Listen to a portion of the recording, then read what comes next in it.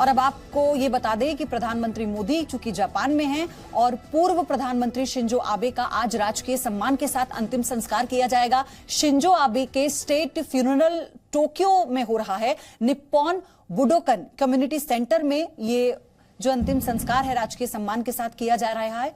प्रधानमंत्री मोदी भी अपने खास दोस्त शिंजो आबे को आखिरी विदाई देंगे। इससे पहले जी न्यूज पर आपने सुना था कि प्रधानमंत्री ने किस तरह से शिंजो आबे को याद किया था और साथ ही प्रधानमंत्री मोदी के अलावा 100 से ज्यादा देशों के प्रतिनिधि शामिल हुए हैं वहां पर।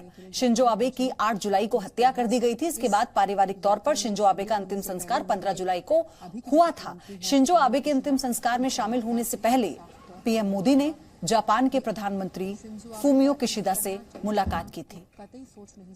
प्रतीकात्मक अंतिम संस्कार आप इसे कहिए, क्योंकि राजकीय डिजिटल मार्केटिंग को सीखकर आपके प्रोडक्ट्स और सर्विसेज को दुनिया को बेचना चाहते हैं तो फ्रीडम ऐप को अभी डाउनलोड करें।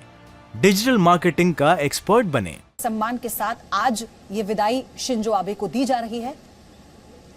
हालांकि उनका अंतिम संस्कार उनके पारिवारिक तौर पर यानी बौद्ध धर्म के अनुसार 15 जुलाई को हुआ था और उसके बाद प्रधानमंत्री किशिदा ने यह ऐलान किया था कि राजकीय सम्मान के साथ उनका अंतिम संस्कार आज होगा।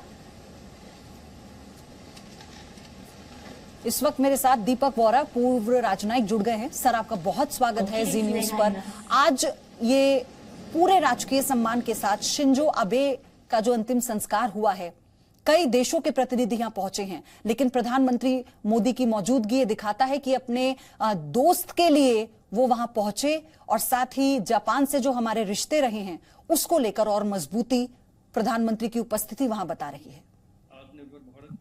आभारी हूं आपने ये मौका दिया है जी न्यूज पर आपके साथ बातचीत करने के लिए। बहुत कुछ सीखने को मिलता है मुझे। आपने अभी जिक्र किया है कि प्राइम मिनिस्टर नरेंद्र मोदी गए हैं अपने मित्र शिंजो आबे की जो स्टेट फ्यूनरल है, अंतिम संस्कार जो उनके होने हैं। मैं एक चीज बता देता हूं मैम, अगर आप 1 मिनट दें, कि जापान में जो फ्यूनरल होते हैं, जिसे मैं कई बार गया हूं, ओसोशिकी कहते हैं। तो सबसे पहले लोग रात भर जागते हैं, उसके बाद क्रिमेशन होता है। क्रिमेशन तो इनका हो चुका है। फिर चॉपस्टिक्स के साथ उनके जो परिवार के लोग हैं वो हड्डियां निकाल के घड़े में रखते हैं। तो ये घड़ा वहां पड़ा रहेगा और लोग उसको श्रद्धांजलि देंगे। 99.8% जो जापान के लोग हैं वो क्रिमेशन में विश्वास करते हैं, दफनाते नहीं है। लेकिन जो हड्डियां हैं उनको बाद में फैमिली ग्रेव में दफनाया जाएगा। तो दोनों ट्रेडिशन का एक कॉम्बिनेशन है। अब आपने कहा कि प्राइम मिनिस्टर नरेंद्र मोदी वहां गए हैं। मैं इतना कह सकता हूं कि मुझे 50 साल हो गए हैं डिप्लोमेसी में। मैंने इस तरह का पर्सनल जो रैपोर होता है, जो दोस्ती होती है शिंजो आबे साहब और नरेंद्र मोदी साहब के बीच में, जो मैंने देखी है और कभी नहीं देखी किन्हीं दो नेताओं के बीच में।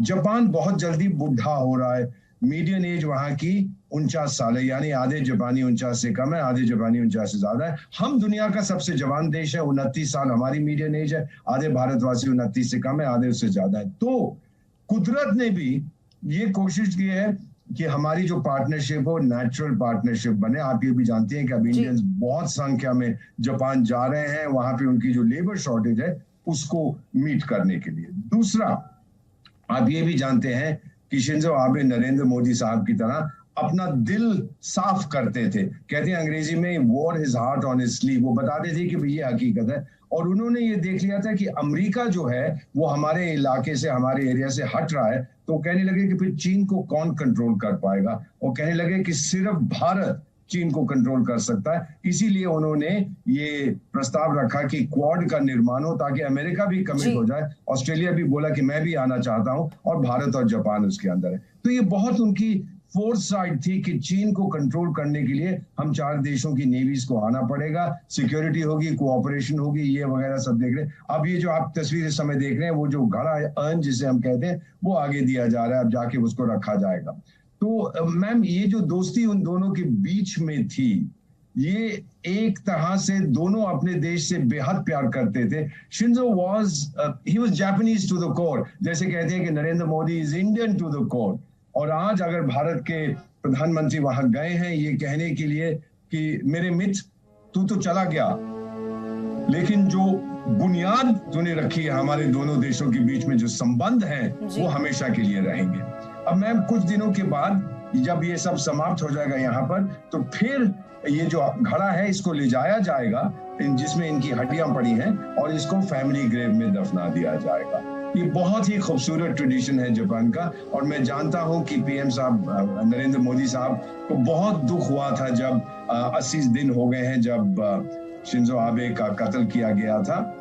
तो उन्होंने बस यही कहना था जो शुरू में भी उन्होंने कहा था कि ये एक ऐसा व्यक्ति था, मेरा मित्र था और एक टावरिंग ग्लोबल स्टेट्समैन था, आउटस्टैंडिंग लीडर, एक बहुत अच्छा एडमिनिस्ट्रेटर था और मेरा दोस्त मुझसे चला गया। इससे बड़ी श्रद्धांजलि कोई क्या दे सकता है। तो मुझे बहुत अच्छा लगा, मैं भी भावुक हो जाता हूँ ये देखकर। मैं मिला हुआ था शिंजो आबे को कई बार, बहुत ही नेक इंसान थे।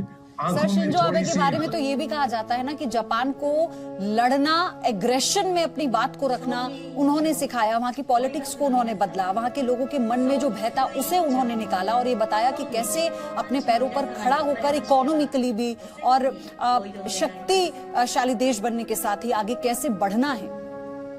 जापान का जो पैसिफिस्ट कॉन्स्टिट्यूशन की लोग बात करते हैं वो जापानियों ने नहीं लिया था, वो तो अमेरिकियों ने थोपा था उनपे सेकेंड वर्ल्ड वॉर के बारे में।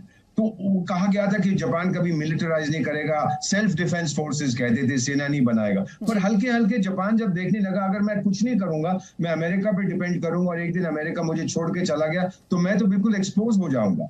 तभी शिंजो आबे ने ये बात शुरू की कि अब हमें अपनी रक्षा का जो रिस्पॉन्सिबिलिटी है वो हमें खुद लेनी है। मैम वो बहुत आगे की सोचते थे उन्होंने, और नरेंद्र मोदी ने देख लिया था कि चीन जो है वो तरह तरह की बदमाशियां करेगा हमारे रीजन में और उनको कंट्रोल करने के लिए हमें साथ आना, क्योंकि हमारी कोई टेरिटोरियल डिमांड नहीं है जापान पर, जापान की हमारे पर कोई नहीं है। दूसरे विश्व युद्ध में जो कुछ हुआ था, नेताजी सुभाष चंद्र बोस जो हमारे नेशनल हीरो हैं, पर इंडियन नेशनल आर्मी को जापान ने समर्थन दिया था एक्सेट्रा। अब वो सब चीजें जो है मैम बहुत पुरानी हो चुकी हैं, लेकिन आधुनिक समय, आने वाला जो समय है, जो पार्टनरशिप भारत और जापान की होगी, मैं तो इतना कहूंगा डिफाइनिंग पार्टनरशिप होगी हमारी शताब्दी की, और उसकी बुनियाद रखी थी शिंजो आबे सान ने और नरेंद्र मोदी। और अभी जो तस्वीरें आ रही हैं उन तस्वीरों के जरिए हम आपको बताने की कोशिश कर रहे हैं किस तरह से ये जो अंतिम संस्कार है ये किया जा रहा है। और अभी वहां पर जैसा बताया जा रहा था कि जो अंश थे उनके शरीर के, उन्हें उस मटके में रखकर ले जाया गया, बाद में उसे उनके कब दफना दिया जाएगा। सर, ये जो इस वक्त वहां पर चल रहा है तस्वीरों के जरिए जो हम देख पा रहे हैं, आप इसके बारे में भी बताइए, आगे आगे अभी क्या हो रहा है वहां पर ये, और फिर आगे किस तरह से पूरी प्रक्रिया होगी। वहां का ये आप जानते हैं ना, ट्रेडिशन बहुत बुद्धिस्ट है। हर घर में एक छोटा सा ऑल्टर होता है और ये जो अब इनकी हड्डियां जो रखी गई हैं, जो चॉपस्टिक से उठाई जाती थी। और मैम एक चीज बड़ी मजेदार है कि जब इस मटके के अंदर उनकी हड्डियां रखी गई थी तो वो सबसे पहले जो है वो उनके पैरों को अंदर रखते थे और आखिर में उनके सर को। ये कहा जाता है कि कहीं वो उल्टे ना हो जाए उस घड़े के अंदर। तो ये जो सुया जिसे कहते हैं, वेक, ये इसको कहते हैं पासिंग द नाइट। जो लोग हैं वो काले सूट पहनेंगे, सफेद कमीजों के साथ काली टाइयां, और जो औरतें हैं वो काले ड्रेस पहनेंगी या ब्लैक किमोनो। तो ये बहुत ही खूबसूरत इनकी ट्रेडिशन है, कई बार मैंने पार्टिसिपेट किया है। और फिर ये जो घड़ा है ये कुछ देर के लिए यहाँ घर में रहेगा, या शायद आज अगर फैसला किया गया इसको सीधा फैमिली ग्रेवयार्ड में ले जाएंगे जहां इनकी तस्वीर रखी जाएगी। फैमिली ग्रेव को ये लोग हाका कहते हैं, तो वहां पे इनको रखा जाएगा, इनको इस घड़े को दबा दिया जाएगा। और फिर 100 दिनों के बाद लोकल कस्टम पे डिपेंड करता है, फिर एक और मेमोरियल सर्विस होगी और फिर वो ऑनर करेंगे उनको एक्सेट्रा। और 50 साल तक ये चलता है जी। तो जापान में जो ट्रेडिशन है हमारी तरह की बहुत अच्छी है, बुद्धिस्ट ट्रेडिशन है। और फिर न्यू ईयर ग्रीटिंग कार्ड ये लोग नहीं भेजेंगे। तो अभी जो आप देख रहे हैं वो मटके को रख दिया गया है पूरे सम्मान के साथ, बाकी लोग खड़े हो गए हैं। अब वो हल्के हल्के उसके सामने से जाएंगे और जो प्रार्थना उनको करनी है करें। हमें कोई इसमें दिक्कत नहीं होती नरेंद्र मोदी साहब को, क्योंकि ये बुद्धिस्ट सेरेमनी है, कितनी मिलती जुलती है हिंदू धर्म के साथ, हमारे जो परंपरा है, नीति रिवाज है उनके साथ मिलती है। हमें कोई भी इसमें अजीब सी चीज नहीं लगती। उनकी तस्वीर भी पीछे आप देख रही हैं। कैसे, इतना ही बता सकता हूँ मैम, इस तस्वीर में आप उनका चेहरा जो देख रहे हैं, इस व्यक्ति को हमारी जो शताब्दी है उसका एक कोलोसस, एक जायंट माना जाएगा, जैसे नरेंद्र मोदी को पूरी दुनिया आज और कह ना रही है। केवल एक देश के प्रतिनिधित्व के तौर पर प्रधानमंत्री वहां पर हैं, अपने दोस्त के लिए वो वहां पर मौजूद हैं और इसलिए तस्वीरें बहुत खास हो जाती हैं, क्योंकि शिंजो अबे एक ऐसे नेता जो चीन को लेकर बहुत ज्यादा आक्रामक रहे, जिनकी नीतियां स्पष्ट रही और भारत के स्टैंड को भी हमेशा सराहा शिंजो अबे ने, और भारत के साथ वो चीन के खिलाफ खड़े रहे और चीन को ये स्पष्ट करने वाले शिंजो अबे ही थे कि वो किसी भी तरह की घुसपैठ किसी के भी इलाके में नहीं कर सकता है। इन तस्वीरों के साथ हम यहाँ एक छोटे से ब्रेक के लिए रुक रहे हैं, ये बड़ी कवरेज जारी। डिजिटल मार्केटिंग को सीखकर आपके प्रोडक्ट्स और सर्विसेज को दुनिया को बेचना चाहते हैं तो फ्रीडम ऐप को अभी डाउनलोड करें। डिजिटल मार्केटिंग का एक्सपर्ट बनें।